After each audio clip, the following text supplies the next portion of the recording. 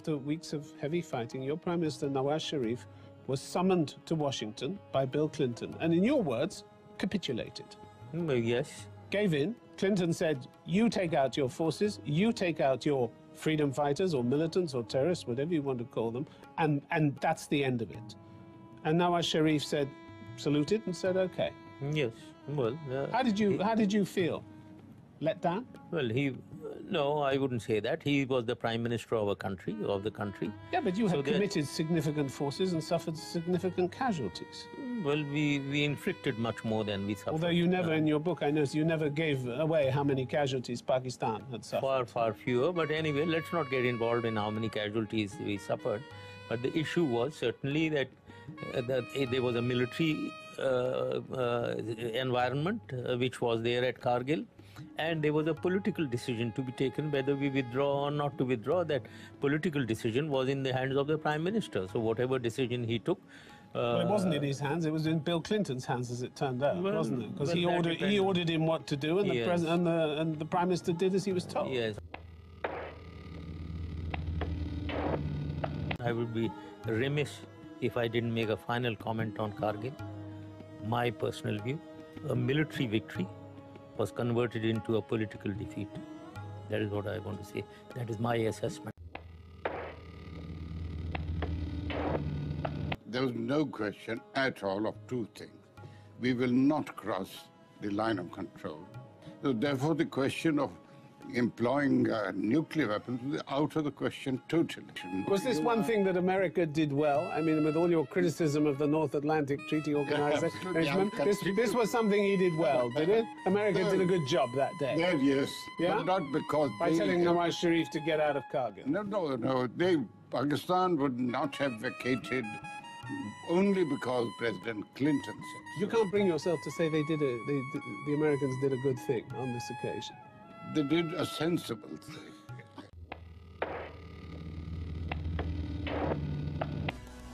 ये एक military commander की एक अंदरूनी बहादुरी है कि वो इतनी दूर आया, उसको पता था कि कुछ खतरा है। यानी चौधरी शुजात साहब, आपके ख्याल में मियां मोहम्मद नवाज शरीफ उस वक्त के वजीर आजम पाकिस्तान कारगिल पे जो कुछ हो रहा था उससे आगाह थे या नहीं थे? वो तो परवेज मुशर्रफ साहब ने साबित कर दिया ना कि 6 दफा तो उन्होंने बताया था। सही बात तो ये है कि उन्होंने 6 दफा साबित किया था, और डेट्स के साथ और वक्त के साथ उन्होंने साबित किया और लिखा हुआ था उनके पास। तो तैयारी करके आए हुए थे। लेके बगैर बर्खास्त हो गई मीटिंग, और मंडे को उन्होंने कहा था ये मीटिंग दोबारा होगी और फिर हम फैसला करेंगे। बिल्कुल ठीक है, बिल्कुल यही बात हुई थी। मीटिंग बगैर किसी फैसला किए ये खत्म हो गई थी। बिल्कुल इनकंक्लूसिव वो मीटिंग खत्म हो गई। एंड मुशर्रफ साहब, then it came as a surprise to you कि उन्होंने वहां चकलाला साहब को फोन करके कहा, जब आप मरी में थे जियाउद्दीन भट्ट साहब के हमरा, कि मैं जा रहा हूं अमेरिका। That's right. टेलीफोन आ रहा है कि जी मैं तो अमेरिका जा रहा हूं, जबकि मंडे को मीटिंग सेट है डीसीसी की। बिल्कुल इट वाज अ सरप्राइज। इन्होंने खुद ने फैसला किया अमेरिका जाने का, और फिर ये भी वहां मुझे भी नहीं बताया कि मैं वहां जाकर विड्रॉल करूंगा। मेरे से पूछ रहे हैं विड्रॉ करना चाहिए या नहीं। मैंने कहा जी मैंने आपको बता दिया नहीं करना चाहिए मिलिट्री पॉइंट ऑफ व्यू से। अब आप पॉलिटिकल खुद देख लें, प्रेशर आपके ऊपर कितना है मुझे नहीं मालूम है, लेकिन ये गवर्नमेंट डिसीजन है, आप लें गवर्नमेंट डिसीजन, आपकी रिस्पॉन्सिबिलिटी है। तो वो चले गए और विड्रॉल करके आ गए। और जैसे मैंने बताया 5 पोजीशन में हम थे, 5 पोजीशन में मैंने 1 घंटा ब्रीफिंग नक्शे पे दी है, और मैंने बताया कौन सी 5 पोजीशन में हम अंदर हैं और क्या हमारी डोमिनेटिंग पोजीशंस हैं, उसका मैंने बताया था। और मैंने कहा था सिर्फ 1 पे जंग हुई है, 1 पे लड़ाई हुई है, 4 पे तो कुछ हुआ ही नहीं है, टच ही नहीं हुआ है। तो उधर जाकर 500 पोजीशन से विड्रॉल के ऑर्डर मिल गए, हमें वापस आना पड़ गया। अमेरिका जाने का तो बताया था उन्होंने कि मैं अमेरिका जा रहा हूँ, लेकिन जाके क्या बात करूंगा, क्या बात होगी, इसका तो हमें इल्म नहीं था। एक राय मुशर्रफ साहब ने ये दी कि हम मैदान में वो जंग जीते और सियासी महाज पर या मुज़ाकरात की टेबल पर हार गए। तो ऐसा आपके ख्याल में ये स्टेटमेंट आप एग्री करते हैं मुशर्रफ साहब की? बस ये आखिरी सवाल इस हवाले से मेरा आपका। मकसद का जवाब ये है कि मैं एग्री करता हूँ। पूरा एमिनिशन डिपो जलकर खाक हो गया, करीब 100 करोड़ रुपए का नुकसान हुआ। पाकिस्तान की ओर से गोले बेहद सही जगह और सही समय पर गिर रहे थे। पता चला कि मशकों से बटालिक के बीच फैले 120 किलोमीटर के दायरे में घुसपैठियों ने कई जगह अपने बंकर बना लिए हैं। द्रास, काशकर, बटालिक, मशकों में 10 किलोमीटर तक घुस आए थे घुसपैठी के निशाने पर था ये हाईवे इसलिए क्योंकि लेह को श्रीनगर से जोड़ने वाली सामरिक महत्व की इस सड़क को बंद कर पाकिस्तान सर्दियों में लद्दाख को जाने वाली आपूर्ति रोक सकता था।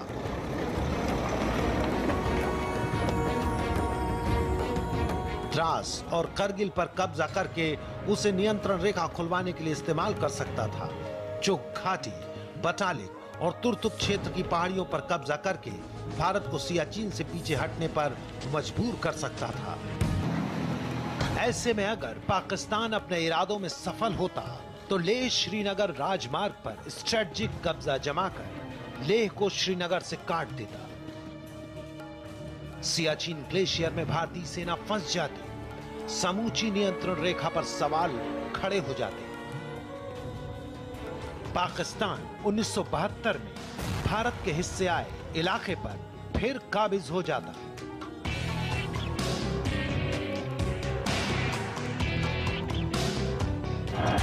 कश्मीर घाटी में आतंकियों के हौसले बुलंद कर पाकिस्तान कश्मीर समस्या को फिर से अंतर्राष्ट्रीय स्तर पर अहम बना देता और इस घुसपैठ से वो सफलता मिलती जिसे वो 50 साल में 3 युद्ध लड़कर भी नहीं पा सका था।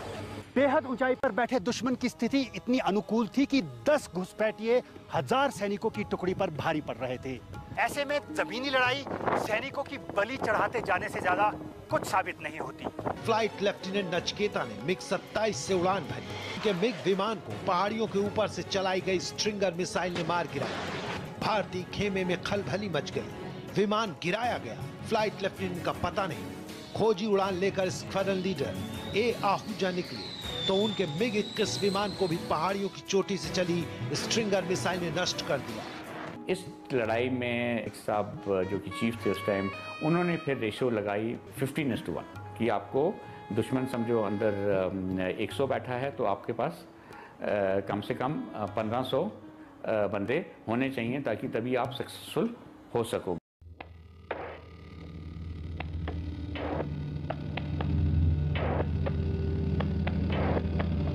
This is it.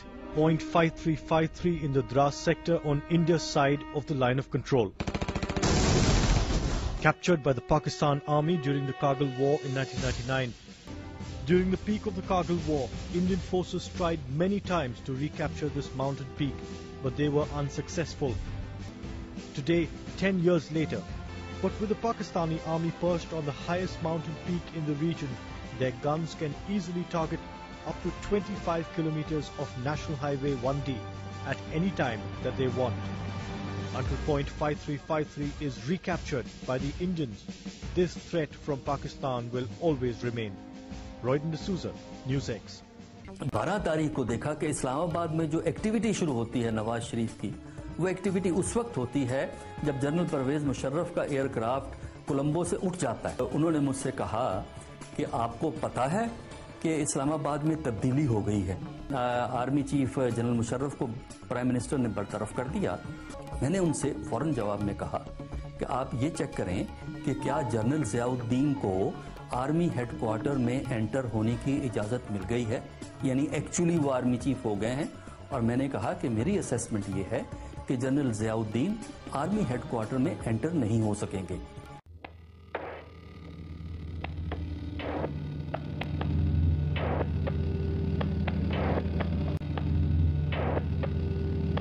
Soon after his appointment, General Butt ordered the removal of Chief of General Staff General Aziz and Rawalpindi Corps Commander General Mahmood.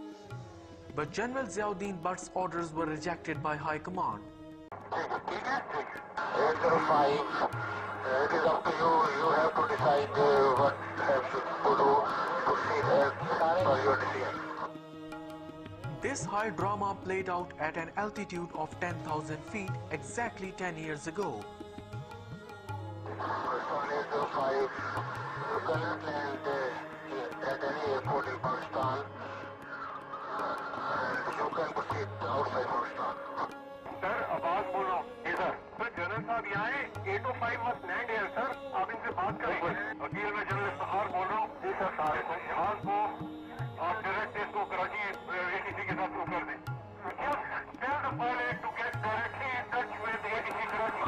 The plane finally landed, but after a nerve-wracking high drama, wireless communication was established between Musharraf and a senior army officer via Karachi's control tower. I asked him what has happened, and he told me that I was dismissed at 5 o'clock, and the army acted.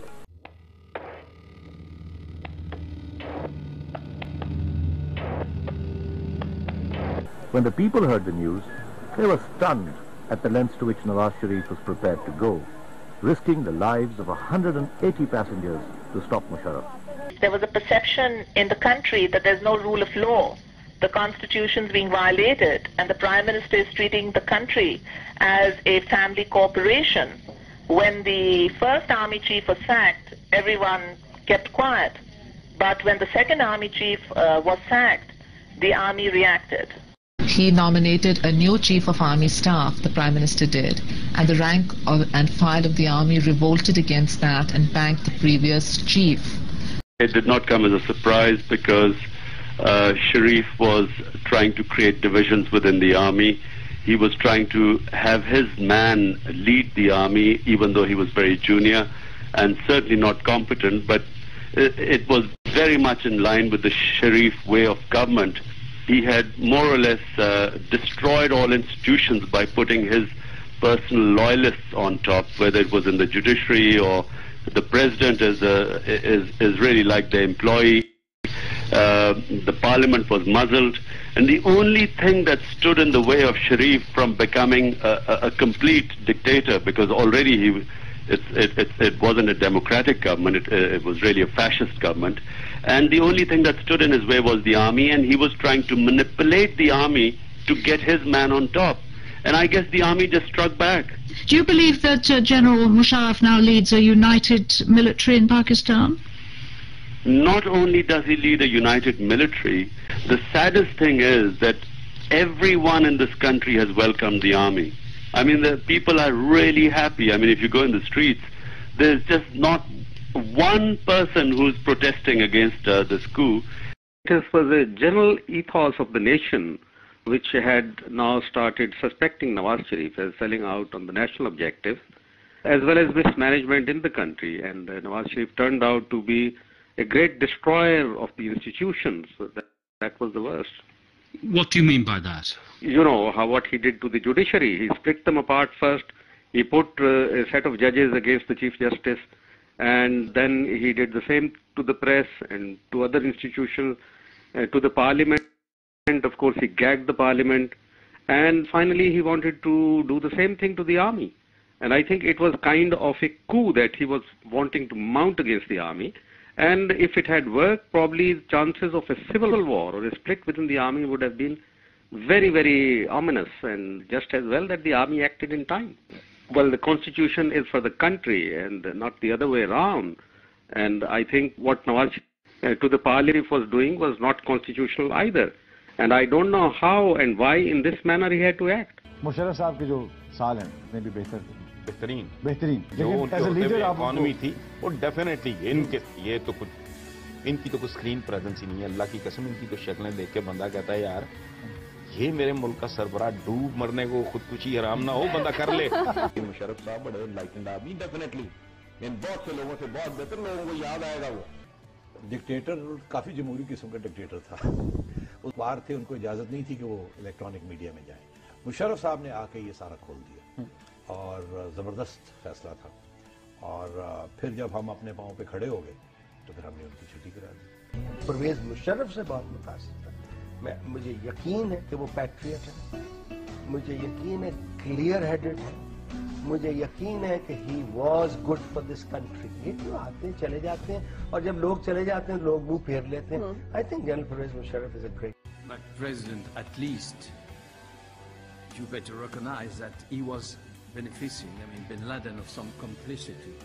This is impossible to believe that he was isolated, close to the barracks and close to the army and etc. So, I understand your answer, but honestly... I think I certainly would like to react to this. I mean, after all, slippages or poor performance by the intelligence are possible. If we reflect back to 9/11, how is it that 18 people were being trained for months and CIA was asleep, the most powerful organization? How was it that 4 aircrafts, 4 airliners are being hijacked from 4 different airfields and a CIA doesn't know? How is it that 3 of them go into the World Trade Center and the Pentagon, CIA is asleep? So let us allow ISI to have been sleeping once at least.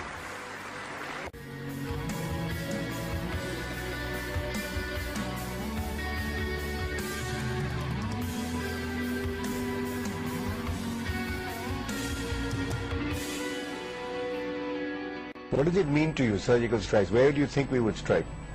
Wherever you strike, there will be a strike back. If I'm a soldier, I won't be worth my salt if I don't strike you back. And no soldier in Pakistan, it annoys the soldiers and the officers of Pakistan. How dare they talk of surgical strikes? What surgical strike? So you are saying in the event India does a military strike, there will be war? Obviously, we are a sovereign country. How can you come and attack us? Even if it is a surgical strike where you say hit terrorist camps in... No, sir. Absolutely. You cannot do that.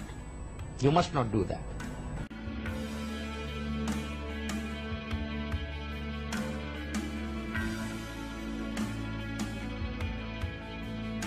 %80% of your military army is on Pakistan borders. It's not 80%, it's much lower. I am a military man, maybe you don't know your figures. Let me tell you, there you have 33 infantry division, 25 are on against Pakistan borders. You have 3 armored divisions, all 3 against Pakistan. You have 3 mechanized divisions, all 3 against Pakistan. Now, if you have any doubts, get to your figures in India, and I know this. No, I've done my figures, but the Indian Army's preoccupation and deployment, even in the Chinese side and the eastern side. Only 8 divisions, I know that. 4 against NEFA in China, and the other 4 are in Assam and Bangladesh. I know everything. I would say a figure of 60-40 would be appropriate. But anyway, no. Don't tell me something which is wrong. You are wrong. Okay. No, now, I think that's a debatable issue. One last question. I am telling you, 3 armored division, 3 armored division, all 3 against. Are they against Chinese border? No, they are not. So what? This is the offensive force. 3 mechanized divisions. This is the offensive force. They are all against Pakistan.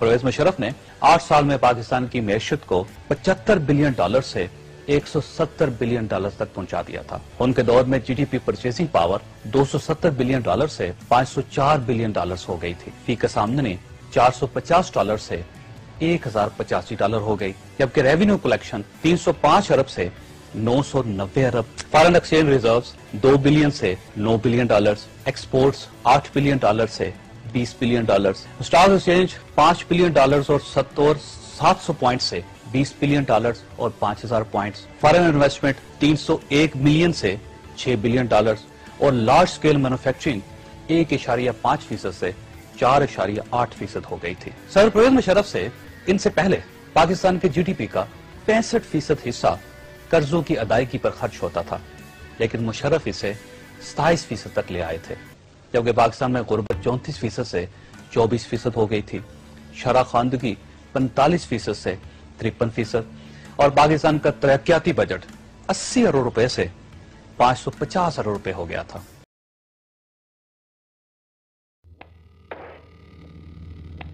In Afghanistan, the United States has spent $143 billion, I believe. And you are talking to Pakistan 10 billion for all that we have suffered. 5 billion, half of it, is reimbursement for the services provided by Pakistan. It is not your money, it is our money. So let me say it again. Half of it, $5 billion, is our money. So 5 billion gone there. Now we are left with $5 billion. Half of this 5 billion was meant for military and the other half for social sector. So half of it, which was for military, was for, I mean, it is pittance to maintain the helicopters, the air force, the ammunition that is being used. So let's close this chapter of $10 billion. I think it was pittance, may I say.